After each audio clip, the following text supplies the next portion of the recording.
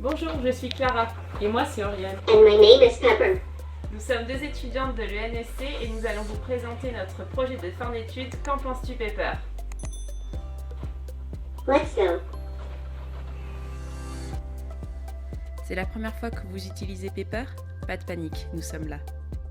Le premier objectif de notre projet a été de mettre en route les robots de notre école, puis de les configurer pour permettre ultérieurement de réaliser des expériences autour de l'interaction langagière homme-machine. Pour que tout se passe bien, nous avons créé un document intitulé « Cahier de laboratoire » qui facilitera le transfert des connaissances et guidera les prochains utilisateurs de Pepper pour le configurer, lui installer des applications et prendre en main le logiciel chorégraphe. Ce cahier regroupe également des informations générales, des liens redirigeant vers de la documentation, ainsi que les contacts utiles en cas de problème. De plus, une foire aux questions vous permettra de poser toutes les questions que vous souhaitez et d'y répondre. L'objectif est de rendre ce cahier collaboratif pour diffuser un maximum de connaissances sur les robots.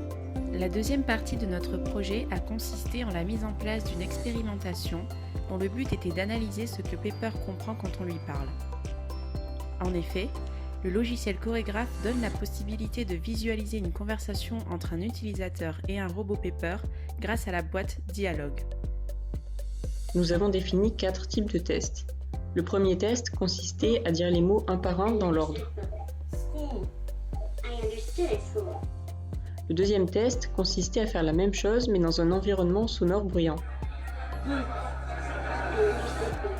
School. Le troisième test consistait à prononcer les mots avec un accent français. I understood food. School. Et enfin, le dernier test consistait à prononcer le mot au milieu d'une phrase. The word that is strange.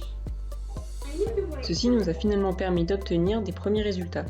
Nous avons pu conclure que certaines phonétiques en bleu sur ce graphique étaient mal comprises par Pepper. De plus, nous avons remarqué que l'accent, la proxémie ou l'ajout d'un fond sonore jouent également un rôle important dans l'interaction langagière avec le robot. Par exemple, pour l'expérience d'une proxémie d'1,20 m avec un bruit de fond sonore, on a eu une compréhension globale de 66%, alors que sans bruit et à même distance, elle était à 75%. Toute la documentation produite a pour but de vous faciliter l'utilisation des Pepper.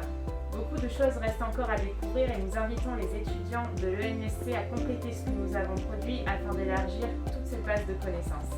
Merci d'avoir regardé cette vidéo, nous espérons que cela vous a donné plus envie de découvrir le monde des Pepper. À bientôt. Tu dis au revoir, Pepper? Bye bye everyone. I hope I'll see you soon at the ENSC.